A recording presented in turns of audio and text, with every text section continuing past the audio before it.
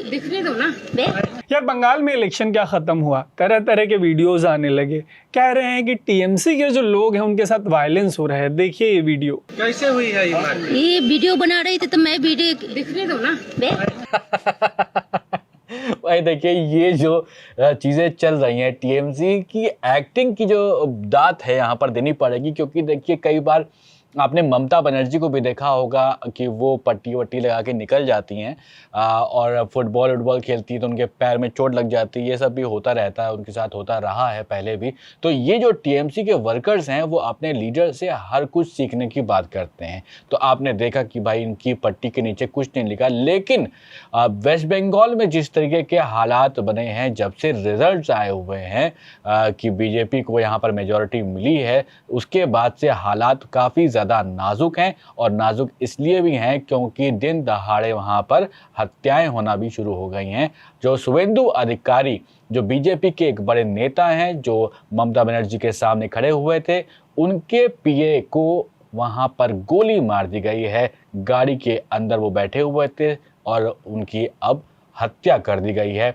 तो ये जो वेस्ट बंगाल में चल रहा है, चलना बिल्कुल भी नहीं चाहिए। बताइए, अभी यहाँ पर सरकार बदली नहीं है और इस तरह की सिचुएशंस देखने को मिल रही है। बहुत ही मेरे ख्याल से बहुत ही बुरी चीज़ है ये, इस तरह से यहाँ पर वेस्ट बंगाल में जो हो रहा है। देखिए वायलेंस तो बिल्कुल ही अनजस्टिफाइड है, किसी भी तरीके की हिंसा को सही नहीं ठहराया जा सकता। बट असली हिंसा हुई टीएमसी के साथ। 3 बार से सरकार चला रहे थे ये लोग और 100 सीटों से नीचे चले गए। इसमें यह भी कहा गया कि इस बार ममता बनर्जी को कोई प्लास्टर नहीं चढ़ा, कोई पट्टी नहीं लगी। ये एक बड़ा रीज़न रहा हार का। और जो सबसे पहली वीडियो हमने आपको दिखाई, न्यूज़ चैनल्स की तरह बड़ी ही जिम्मेदारी से हम ये कहना चाहेंगे कि हम उस वीडियो की पुष्टि नहीं करते वो टीएमसी की है या जिस किसी की भी है। हमारा मन था कि हम टीएमसी की बता देंगे, हमने बता दिया, तो वेरीफाई आप करिए। हम एक वेरीफाइड मीम पेश करते हैं। ऑपरेशन सिंदूर की सालगिरह पे ये जो मीम है वो वायरल है, जिसमें जो शहबाज शरीफ हैं वो कह रहे हैं कि वी वॉन द वॉर। इतना लूटे, इतना पिटे, 11 एयर बेसेस तबाह बर्बाद, एक न्यूक्लियर कंट्री का अपने आप में एक रिकॉर्ड है, वर्ल्ड रिकॉर्ड है। फिर भी कह रहे हैं कि we have won the war. मतलब देख रहे हैं निर्लज्जता की कोई सीमा नहीं है, पराकाष्ठा है। लेकिन भाई ये सब तो ठीक है, ममता बनर्जी पे आइए। वो कह रही हैं वी वन द इलेक्शंस और वो कह रही हैं कि हम रिज़ाइन नहीं करेंगे। अब रिज़ाइन नहीं करेंगे, इस पर तो लगातार बात हो ही रही है, लेकिन कॉन्स्टिट्यूशन तो कह रहा है कि भैया करना पड़ेगा आपको कैसे भी करके रिज़ाइन। और 9 मई को बीजेपी का जो सीएम होगा वो शपथ लेने वाला है। बहुत तगड़ा इंतजाम किया जा रहा है, कुर्सी, टेंट, तंबू सब लगवाया जा रहा है। वहाँ पर पीएम नरेंद्र मोदी पहुँचेंगे, अमित शाह पहुँचेंगे और साथ में जो भी एनडीए के सीएम्स हैं वो सारे के सारे वहाँ पर पहुँचेंगे, क्योंकि ये बड़ी बात हो गई है कि पश्चिम बंगाल में पहली बार बीजेपी अपनी सरकार बनाने जा रही है। तो ये जो ममता बनर्जी का कहना है कि भाई हम नहीं छोड़ेंगे गद्दी, हम गद्दी पर बरकरार रहेंगे, तो ये तो पॉसिबल होता हुआ दिख नहीं रहा है। लेकिन देखिए 2 बड़े जो राज्य हैं, एक तमिलनाडु है, एक बंगाल है, वहाँ पर सीएम को लेकर अभी भी प्रॉब्लम चल रही है। एक सीएम कह रही है कि हम कुर्सी नहीं छोड़ेंगे और दूसरे वाले जो मेजॉरिटी लेकर आ गए हैं लेकिन मेजॉरिटी मार्क तक नहीं पहुंच पाए हैं, वो उनको सीएम बनाने में बहुत मुश्किल हो रही है, क्योंकि उनके साथ कांग्रेस चलो आ गई। कांग्रेस आने के बाद भी उनका जो आंकड़ा है वो 111 पर ही पहुंच पाया था, क्योंकि कांग्रेस की 5 थी और जो विजय थे वो 2 सीटों से चुनाव लड़े थे। 1 सीट से तो वहां पर मान लीजिए उनको छोड़नी ही पड़ेगी, 1 सीट। और 1 सीट में और क्या था, उनका कुछ प्रॉब्लम और चल रहा था क्या? नहीं, दूसरी किसी सीट में कोई प्रॉब्लम तो नहीं चल रही थी। अच्छा, तो वो जीते हैं वहां पर दूसरी सीट से। तो वो इसके अलावा आप देखेंगे कांग्रेस के साथ आने के बाद भी वहां पर जो आंकड़ा है वो 111 का ही पहुंचेगा। 118 चाहिए वहां पे सरकार का दावा पेश करने के लिए। और हो सकता है जब तक हम ये लोग बात कर रहे हैं, हमारा जो वीडियो एडिट होगा तब तक हो सकता है सरकार बन भी जाए, उनके पास मेजॉरिटी पहुंच भी जाए। अब और क्या कहना चाहेंगे इसके बारे में? तमिलनाडु में बहुत मस्त चीज़ होती हुई, मतलब ऑलमोस्ट होते होते रह गई। दिल्ली में 2013 में, एक्चुअली दिल्ली में 2011 से ही एक तमाशा चल रहा था। इंडिया अगेंस्ट करप्शन आई। इंडिया अगेंस्ट करप्शन का कहना था कि अरे देश में इतना ज़्यादा भ्रष्टाचार हो गया है कि ऑक्सीजन की कमी हो जाएगी अगर इतना भ्रष्टाचार हुआ, लोग सांस नहीं ले पाएंगे, तो इसको ख़त्म करना ज़रूरी है। और उनका कहना था कि कांग्रेस जो है वो इसकी जड़ है और शीला दीक्षित को सबसे पहले ख़त्म करना होगा। इसके फोर फ्रंट पे थे अन्ना हज़ारे, अरविंद केजरीवाल, वो तमाम लोग। इन्होंने जेन्युइनली दिल्ली में 2013 में कांग्रेस को आधे से ज़्यादा, मतलब सरकार चल रही थी 15 साल से और 8 सीट पे आ गई कांग्रेस। फिर उसके बाद चुनाव जो हुआ था उसमें अरविंद केजरीवाल की पार्टी आम आदमी पार्टी को 27-28 सीटें मिली, 8 सीटें कम पड़ रही थी। वो 8 सीटें कहाँ से आई होंगी? कहाँ से आई होंगी? कांग्रेस के समर्थन से। जिस कांग्रेस को खत्म करने की बात हुई थी उसी कांग्रेस के समर्थन से दिल्ली में जाकर सरकार बनी। अब हम लोग ये बात क्यों कर रहे हैं अभी, जब ये सोबान इतनी इंटेलिजेंट बात कर रहे थे तमिलनाडु की, तो हम इसलिए बात कर रहे हैं कि टीवीके के जो विजय हैं उनके पास जो बहुमत का आंकड़ा पूरा नहीं हो रहा था, उसके बाद पिछले 24 घंटों में मीडिया ने न जाने किनकी और कैसी कैसी सरकारें बना दी। जैसे एक खबर ये फ्लोट हुई कि जो डीएमके और एआईएडीएमके, मतलब वहाँ की, हाँ, एक भाजपा और एक कांग्रेस, उनके बीच में मतलब ट्रेडिशनली वो एक दूसरे के नरेटिव पे रहे हैं हमेशा, है ना। नरेटिव ही फोड़ देंगे। नरेटिव मतलब? नरेटिव। अच्छा, क्या कहते हैं आप? कौवा नरेटिव, हम लोग बिहार में नरेटिव कहते हैं, नरेटिव फोड़ देंगे। नरेटिव एकदम अंग्रेजी वर्ड लग रहा है। तो बिहार आधा तो इंग्लैंड ही है ना। हाँ, तो क्या नहीं, लेकिन उसमें एक और चीज बता दो, वो जो एक लुकैट शब्द होता है ना, क्या लौकत है, हाँ, तो वही लुकैट वहीं से बना है। बहुत सारा ऐसा है, तसला टेस्ला, आप अरे वो क्या, हम भटक जाएंगे। हाँ, तो बेसिकली वहां पे हुआ ये कि पिछले 24 घंटों में डीएमके और एआईएडीएमके की सरकार बनवाई जा रही थी भाई, कि ये दोनों मिलकर सरकार बनाएंगे। एक और चीज हुई, जिस स्टालिन को राहुल गांधी भाई भाई खेल रहे थे दोनों, उस स्टालिन को मतलब बीच मझधार में छोड़ दिया, टूट गया अलायंस। अब कांग्रेस कह रही है कि भैया विजय हमारे नए भाई हैं। बड़े सारे कोर्ट का वो मामला आ गया कि टीवीके का जो वो इनकम का मामला, उसमें कुछ हौच पौच है, काफ़ी एक्शन, एकदम जैसे विजय फिल्म स्टार है और पूरा फिल्मी हो गया वहाँ पे। बट एक जो सबसे अच्छी चीज़, जेन्युइनली अच्छी चीज़ हुई, वो ये हुई कि एम के स्टालिन ने कहा कि वो किसी तरीके का कॉन्स्टिट्यूशनल क्राइसिस नहीं चाहते हैं।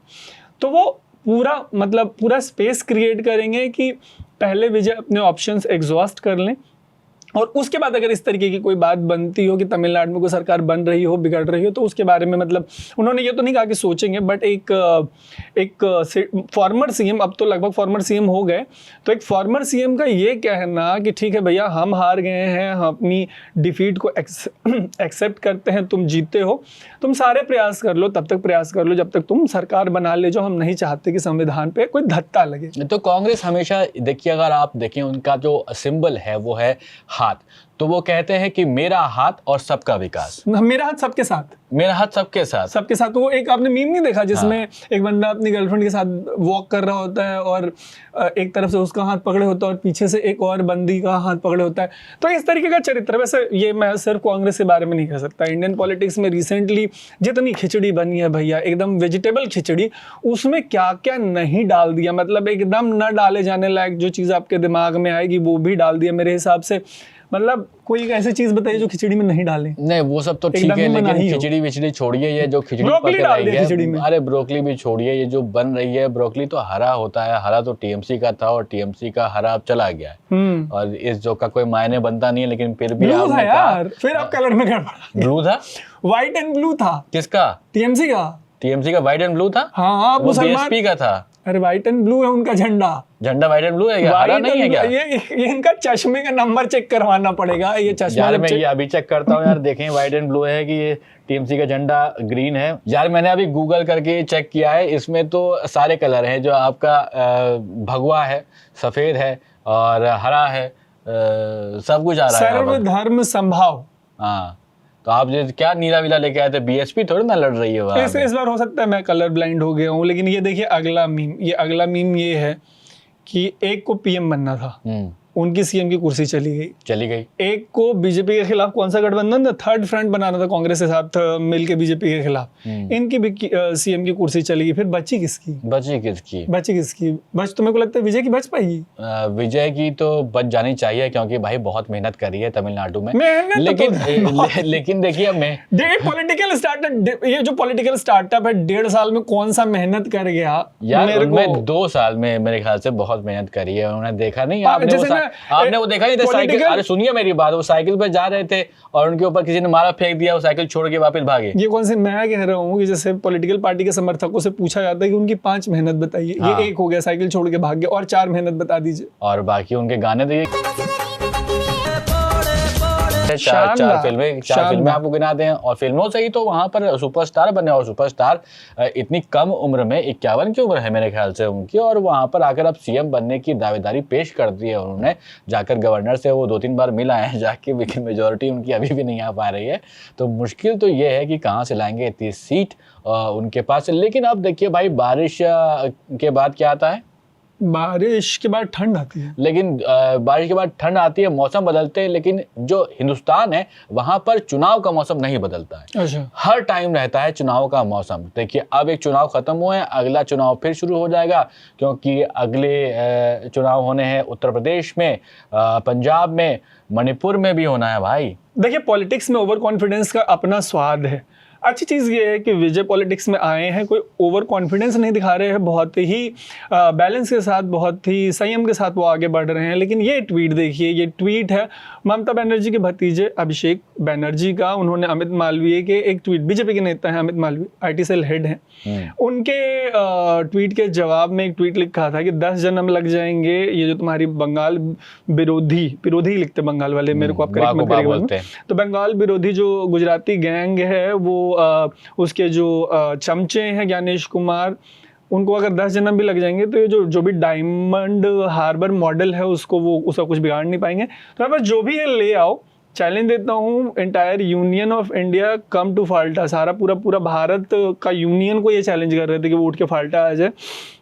Send your strongest, send one of the godfathers from Delhi if you have got nerve, contest in Falta. मतलब ये चैलेंज दे रहे थे। कब चैलेंज दिया उन्होंने? 3 से 4 दिन पहले का ट्वीट है, और ये कह रहे थे कि दम है तो फाल्टा में लड़ के दिखाओ। और फाल्टा में हुआ ये था कि फाल्टा वो कॉन्स्टिट्यूएंसी है जहाँ पे ईवीएम हैक हुआ था। फाल्टा का हैक हुआ था, उस पर टेप लगाया था यार, बीजेपी के सिंबल पर टेप लगा दिया था। तो पहली बार मतलब प्रैक्टिकली ईवीएम हैक किया गया। मेरे को लगता है कि किसी भी सिचुएशन में ये जो अति उत्साह है, नहीं देखिए ईवीएम जो हैक होने की बात करते हैं, हमेशा से इलेक्शन कमीशन मना करती आई है कि भैया ईवीएम हैक नहीं हो सकता है। लेकिन जो हिंदुस्तानी दिमाग है वो है जुगाड़ू दिमाग। जुगाड़ू दिमाग किस हिसाब से? पहले तो इन्होंने कहा कि भाई हम सॉफ्टवेयर के हिसाब से नहीं हैक कर सकते, तो हम हार्डवेयर के हिसाब से कर देंगे। तो हार्डवेयर के हिसाब से कैसे किया? वो गए जो कि डबल टेप लेके आए, 2 डबल टेप उन्होंने काटे और उसको लगा दिया बीजेपी के सिंबल के ऊपर, जिसमें कि जो भी आए वो कह दे कि अरे ये तो खराब है भाई, इसमें तो कोई दवाई नहीं सकता है इसको। तो वहां पर ये प्रॉब्लम हुई थी, जिसके बाद से वहां के जो इलेक्शंस थे उसको रद्द कर दिया गया। अब इसको दोबारा से इलेक्शन यहां पर किए जाएंगे। इसीलिए आप जो देख रहे हैं कि 294 की जगह 293 दिख रहा है, तो यही वजह है कि फाल्टा में फॉल्ट निकला है। सही बात। बंगाल में पता है किस किस तरीके की इंजीनियरिंग हुई है भैया? जो टीएमसी का बटन था उस पे परफ्यूम लगा दिया जाता था। परफ्यूम इसलिए कि आप वोट डालने जाएंगे तो बटन छुएंगे, अब जब बटन छुएंगे तो बाहर आएंगे, तो वो जो आपकी उंगली है उसको उंगली समझ रहे हैं कहाँ उंगली लगवा रही है लोग। आपको मैं कहानी सुनाता हूँ। तो कहानी ये थी कि एक बार एक गांव में चोरी हो गई। तो चोरी हो गई तो एक वहां पर समझदार आदमी को, वाइज मैन जो बुलाते हैं ना, वाइज मैन, एक वाइज मैन को बुलाया गया। तो उस कैंप के अंदर वो वाइज मैन गया, वहां पर उसने एक प्लेट लगाया, उस प्लेट के अंदर लगा दिया सरसों का तेल, और बाहर आया और बोला गांव वाले से कि जहां पर जो चोरी हुई है मैं चोर फटाफट से पकड़ के दिखा दूंगा तुमको। तो उसने कहा कि एक एक करके तुम लोगों को अंदर जाना है और एक प्लेट टंगी है और उसमें हाथ रख के तुम लोगों को ऊपर वाले से बोलना है कि भाई मैंने चोरी नहीं करी है।